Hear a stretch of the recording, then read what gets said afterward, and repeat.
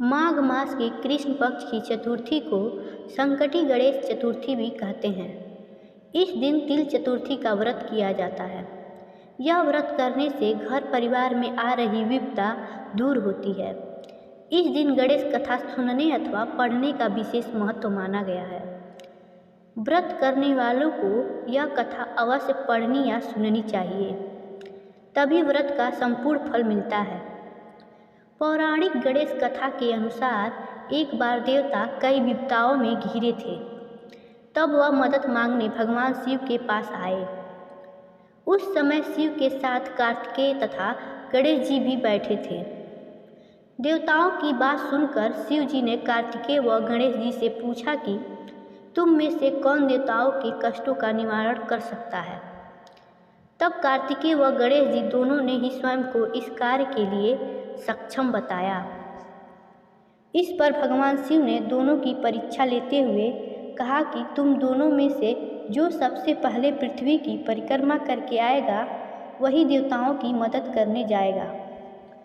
भगवान शिव के मुख से यह वचन सुनते ही कार्तिकेय अपने वाहन मोर पर बैठकर पृथ्वी की परिक्रमा के लिए निकल गए।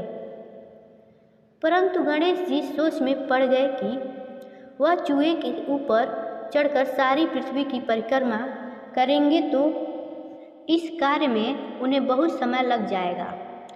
तभी उन्हें एक उपाय सूझा। गणेश अपने स्थान से उठे और अपने माता पिता की 7 बार परिक्रमा करके वापस बैठ गए। परिक्रमा करके लौटने पर कार्तिकेय स्वयं को विजेता बताने लगे। तब शिव जी ने श्री गणेश से पृथ्वी की परिक्रमा न करने का कारण पूछा। तब गणेश ने कहा, माता पिता के चरणों में ही समस्त लोक है। यह सुनकर भगवान शिव जी ने गणेश जी को देवताओं के संकट दूर करने के लिए आज्ञा दे दी। इस प्रकार भगवान शिव ने गणेश जी को आशीर्वाद दिया कि चतुर्थी के दिन जो तुम्हारा पूजन करेगा और रात्रि में चंद्रमा को अर्घ्य देगा, उसके तीनों ताप यानी दैहिक ताप, दैविक ताप तथा भौतिक ताप दूर होंगे। चारों तरफ से मनुष्य की सुख समृद्धि बढ़ेगी। पुत्र पौत्रादि धन ऐश्वर्य की कमी नहीं रहेगी। दूसरी कथा। एक बुढ़िया थी। वह बहुत ही गरीब और दृष्टिहीन थी। उसके एक बेटा और बहू थे। वह बुढ़िया सदैव गणेश जी की पूजा किया करती थी। एक दिन गणेश जी प्रकट होकर उस बुढ़िया से बोले, बुढ़िया माँ, तू जो चाहे वो मांग ले। बुढ़िया बोली, मुझे तो मांगना नहीं आता, कैसे और क्या मांगूं। तब गणेश जी बोले, अपने बेटे और बहू से पूछकर मांग ले। तब बुढ़िया ने अपने बेटे से कहा, गणेश जी कहते हैं तू कुछ मांग ले, बता मैं क्या मांगूं।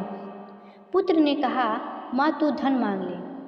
बहू से पूछा तो बहू ने कहा, नाती मांग ले। तब बुढ़िया ने सोचा कि ये तो अपने अपने मतलब की बात कह रहे हैं। अतः उस बुढ़िया ने पड़ोसियों से पूछा तो उन्होंने कहा, बुढ़िया तू तो थोड़े दिन ही जिएगी, क्यों तू धन मांगे और क्यों नाती मांगे। तू तो अपनी आँखों की रोशनी मांग ले, जिससे तेरी जिंदगी आराम से कट जाए। इस पर बुढ़िया बोली, यदि आप प्रसन्न हैं तो मुझे 9 करोड़ की माया दें, निरोगी काया दें, अमर सुहाग दें, आँखों की रोशनी दें, नाती दे पोता दें और सब परिवार को सुख दें और अंत में मोक्ष दें। यह सुनकर तब गणेश जी बोले, बुढ़िया माँ, तुमने तो हमें ठग लिया। फिर भी जो तुमने मांगा है वचन के अनुसार सब तुझे मिलेगा। और यह कहकर गणेश जी अंतर्ध्यान हो गए। उधर बुढ़िया माँ ने जो कुछ मांगा वह सब कुछ मिल गया। हे गणेश महाराज जी, जैसे तुमने उस बुढ़िया माँ को सब कुछ दिया वैसे ही सबको देना। तीसरी कथा इस प्रकार है। एक शहर में देवरानी जेठानी रहती थी। जेठानी अमीर थी और देवरानी गरीब थी। देवरानी गणेश जी की भक्त थी।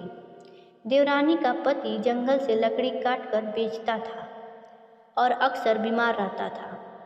देवरानी जेठानी के घर का सारा काम करती और बदले में जेठानी बचा हुआ खाना पुराने कपड़े आदि उसको दे देती थी। इसी से देवरानी का परिवार चल रहा था। माघ महीने में देवरानी ने तिल चौथ का व्रत किया। 5 आने का तिल व गुड़ लाकर तिलकूट बनाया। पूजा करके तिल चौथ की कथा कहानी सुनी और तिलकुट छींटे पे रख दिया और सोचा कि चाँद उगने से पहले तिलकुट खाएंगे और उसके बाद ही कुछ खाएंगे। कथा सुनकर वह जेठानी के यहाँ चली गई। खाना बनाकर जेठानी के बच्चों से खाना खाने को कहा तो बच्चे बोले माँ ने व्रत किया है और माँ भूखी है। जब माँ खाना खाएगी हम भी तभी खाएंगे। जेठ जी को खाना खाने को कहा तो जेठ जी बोले मैं अकेला नहीं खाऊंगा। जब चांद निकलेगा तब सब खाएंगे, तब मैं भी खाऊंगा। जेठानी ने उसे कहा कि आज तो किसी ने भी अभी तक खाना नहीं खाया, तुम्हें कैसे दे दूँ? तुम सुबह सवेरे ही बचा हुआ खाना ले जाना।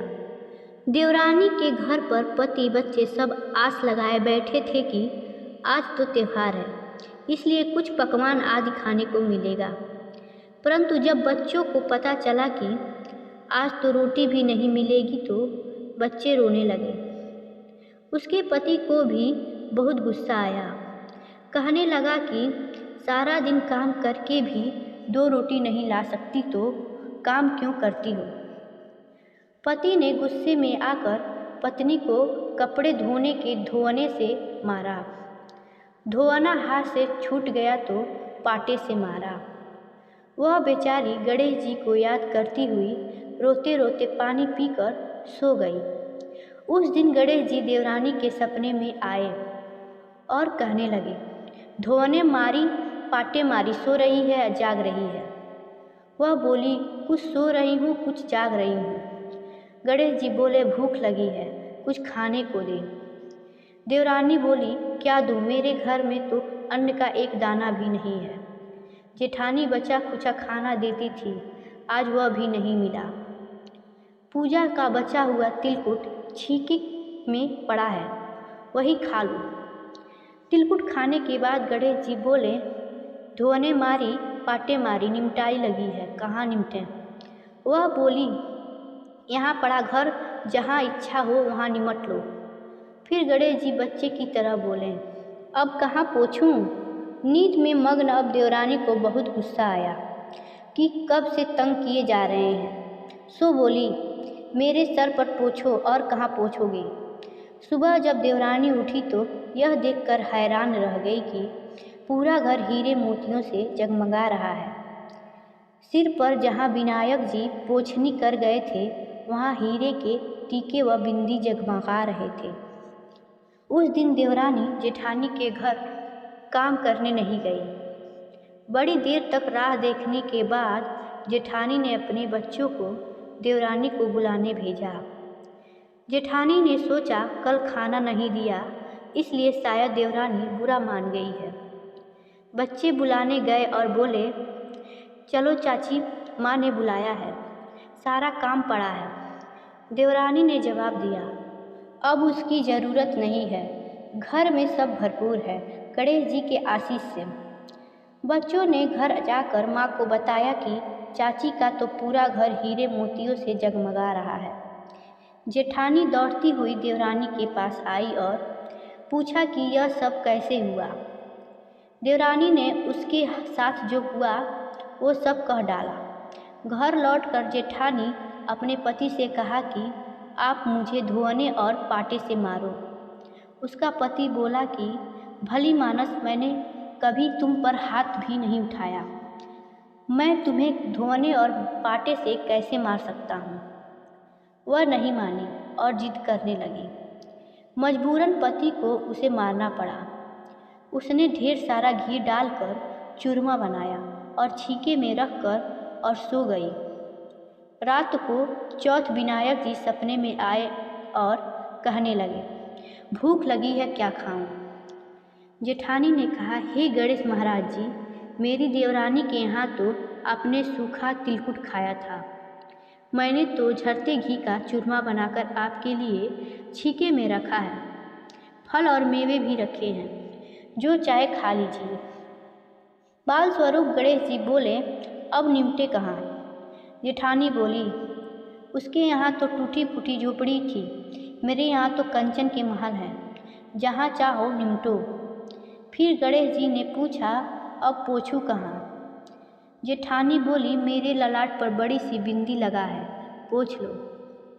धन की भूखी जेठानी सुबह बहुत जल्दी उठ गई और सोचा घर हीरे जवाहरात से भर चुका होगा, पर देखा तो पूरे घर में गंदगी फैली हुई थी।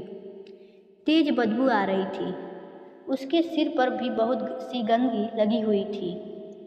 उसने कहा, हे गणेश महाराज, यह आपने क्या किया? मुझसे रूठे और देवरानी पर टूटे।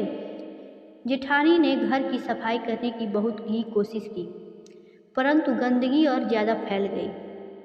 जेठानी के पति को मालूम चला तो वह भी बहुत गुस्सा हुआ और बोला, तेरे पास इतना सब कुछ था, फिर भी तेरा मन नहीं भरा।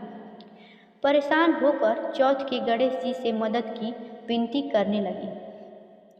गणेश जी ने कहा, देवरानी से जलन के कारण तूने जो किया था यह उसी का फल है। अब तू अपने धन में से आधा उसे दे देगी, तभी यह सब साफ होगा। उसने आधा धन बांट दिया, किंतु मोहरों की एक हांडी चूल्हे के नीचे गाड़ रखी थी। उसने सोचा किसी को पता नहीं चलेगा और उसने उस धन को नहीं बांटा। उसने कहा, हे श्री गणेश जी, अब तो अपना यह बिखराव समेटो। वे बोले, पहले चूल्हे के नीचे गड़ी हुई मोहरों की हांडी और ताक में रखी हुई सुई के भी 2 हिस्से कर। इस प्रकार श्री गणेश ने बाल स्वरूप में आकर सुई जैसे छोटी चीज का भी बंटवारा किया और अपनी माया समेटी। हे गणेश जी महाराज, जैसे आपने देवरानी पर कृपा की वैसी सब पर करना। कहानी कहने वाले, सुनने वाले व हुंकार भरने वाले सब पर कृपा करना, किंतु जेठानी को जैसी सजा दी वैसी किसी को मत देना। बोलिए गणेश महाराज की जय। चौथ माता की जय। धन्यवाद।